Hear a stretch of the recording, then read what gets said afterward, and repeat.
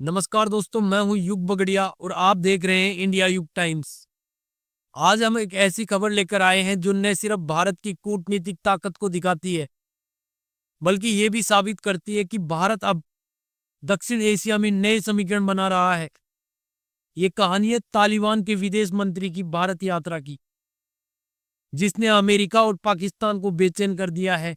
तो चलिए इस खबर को विस्तार से समझते हैं।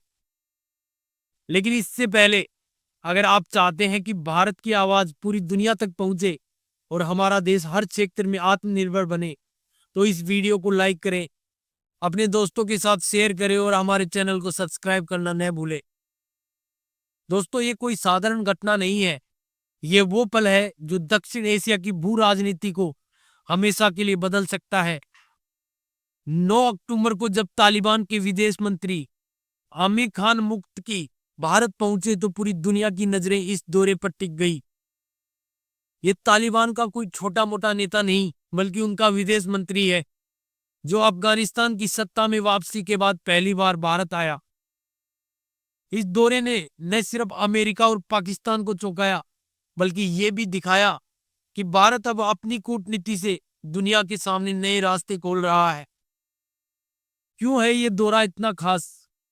सोचिए, वही तालिबान जिसे अमेरिका अपना दुश्मन मानता है और जिसे पाकिस्तान अपनी जागीर समझता था, आज भारत की धरती पर खड़ा है। न सिर्फ खड़ा है, बल्कि भारत के साथ व्यापार, सुरक्षा और जो सहयोग की बात कर रहा है। यह अपने आप में एक बहुत बड़ा बदलाव है। भारत ने तालिबान के इस प्रतिनिधिमंडल के साथ ऐसी बातचीत की जिसकी किसी ने कल्पना भी नहीं की थी। भारत ने इस दौरे के दौरान साफ कर दिया कि वो अफगानिस्तान के साथ मानवीय और आर्थिक सहयोग के रास्ते खुले रखेगा। भारत ने काबुल में अपने मिशन को फिर से दूतावास स्तर पर अपग्रेड करने का ऐलान किया। विदेश मंत्री एस जयशंकर ने खुद इसकी पुष्टि की, जो ये दिखाता है कि भारत अब तालिबान के साथ सीधे बातचीत के लिए तैयार है। इस दौरे की सबसे चौंकाने वाली बात थी तालिबान का वो बयान जिसने पाकिस्तान की नींद उड़ा दी। तालिबान के विदेश मंत्री ने साफ कहा कि अफगानिस्तान की जमीन का इस्तेमाल भारत या किसी अन्य देश के खिलाफ आतंकवाद के लिए नहीं होगा। यह बयान पाकिस्तान के लिए किसी बड़े झटके से कम नहीं था, क्योंकि पाकिस्तान सालों से अफगानिस्तान की जमीन का इस्तेमाल भारत के खिलाफ आतंकवादी गतिविधियों के लिए करता रहा है। इसके अलावा तालिबान ने भारत से विनम्र अनुरोध किया कि अटारी वाघा बॉर्डर को अफगान व्यापार के लिए खोला जाए। यानी तालिबान अब भारत के साथ व्यापारिक रिश्तों को नई ऊंचाइयों पर ले जाना चाहता है। ये वही तालिबान है जो कभी पाकिस्तान के इशारों पर चलता था, लेकिन अब वो भारत के सामने विनम्रता से व्यापार और सहयोग की बात कर रहा है।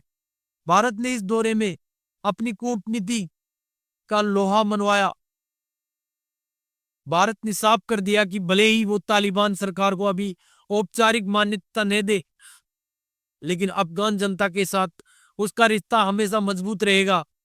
भारत ने अफगानिस्तान में शिक्षा, स्वास्थ्य, बुनियादी ढांचा और माइनिंग जैसे क्षेत्रों में निवेश बढ़ाने का वादा किया।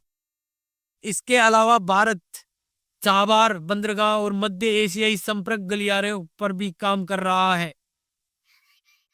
इसका मकसद है कि अफगानिस्तान को व्यापार के लिए पाकिस्तान पर निर्भर न रहना पड़े।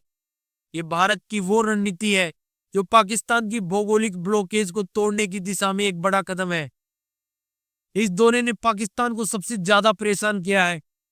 पाकिस्तान ने हमेशा तालिबान को अपनी जागीर समझा, लेकिन अब तालिबान का भारत की ओर झुकाव पाकिस्तान के लिए सिरदर्द बन गया है। खबरें ये भी हैं कि जिस दिन तालिबान का विदेश मंत्री भारत आया, उसके बाद पाकिस्तान ने अफगानिस्तान पर एयर स्ट्राइक कर दी। यह दिखाता है कि पाकिस्तान इस दौरे से कितना भोगलाया हुआ है। पाकिस्तानी मीडिया में हंगामा मचा हुआ है। वो सवाल उठा रहे हैं कि आखिर तालिबान को भारत जाने की जरूरत क्यों पड़ी। लेकिन तालिबान ने इसका जवाब बहुत ही सफाई से दिया। उन्होंने कहा कि भारत अफगान जनता का सच्चा दोस्त है जो उनकी मदद करता है। यह बयान पाकिस्तान की नीतियों पर एक जोरदार तमाचा था। अब बात करते हैं अमेरिका की चिंता की। अमेरिका भी इस दौरे से बड़ा ही बेचैन है। अमेरिका नहीं चाहता कि अफगानिस्तान में भारत या किसी अन्य एशियाई शक्ति का प्रभाव बढ़े, लेकिन तालिबान का भारत के प्रति सकारात्मक रुख ने जो ये दिखाया है कि अफगानिस्तान अब पश्चिमी दबाव से बाहर निकलना चाहता है। न्यूयॉर्क टाइम्स की एक रिपोर्ट में साफ कहा गया है कि तालिबान भारत के साथ रिश्ते मजबूत कर रहा है, जबकि पाकिस्तान पर अफगानिस्तान में बम धमाकों का आरोप लग रहा है। अमेरिकी थिंक टैंक्स मान रहे हैं कि भारत और तालिबान के बीच बन रही नई दूरी दक्षिण एशिया की जो राजनीति को पूरी तरह बदल सकती है। अमेरिका को डर है कि भारत के बढ़ते प्रभाव से उसकी जो अफगानिस्तान में भविष्य की रणनीतियां कमजोर पड़ सकती है। दोस्तों, भारत और अफगानिस्तान के बीच पहले से ही $890 मिलियन का व्यापार होता है, लेकिन अब जब भारत की एम्बेसी काबुल में फिर से खुल रही है तो यह व्यापार और बढ़ेगा। अफगान व्यापारियों को मेडिकल वीजा और व्यापारिक परमिट फिर से मिलने शुरू होंगे।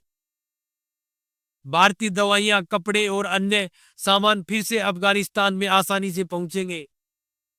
ये वही पुराना रिश्ता है जो भारत और अफगानिस्तान के बीच सांस्कृतिक और आर्थिक सेतु के रूप में रहा है। भारत इस दौरे के जरिए अपनी सॉफ्ट पावर को और मजबूत कर रहा है। भारत जानता है कि अफगानिस्तान को मदद और भरोसे के जरिए ही स्थिरता लाई जा सकती है। भारत की मानवीय सहायता जैसे दवाइयां, अनाज और स्कूलों का निर्माण अफगान जनता के दिलों में भारत की जगह को और मजबूत कर रहा है। तो दोस्तों, सवाल यह है कि क्या भारत और तालिबान के बीच ये जो नया रिश्ता दक्षिण एशिया में स्थिरता का नया अध्याय लिखेगा, या फिर ये किसी नए भू राजनीतिक टकराव का कारण बनेगा।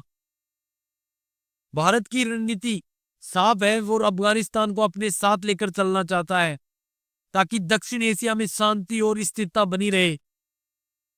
इस दौरे ने यह भी दिखाया है कि तालिबान अब सिर्फ एक धार्मिक शासन नहीं रहना चाहता, वो खुद को एक जिम्मेदार देश के रूप में पेश करना चाहता है जो दुनिया के साथ संवाद के लिए तैयार है, और भारत ने इस बदलाव को सबसे पहले पकड़ लिया है।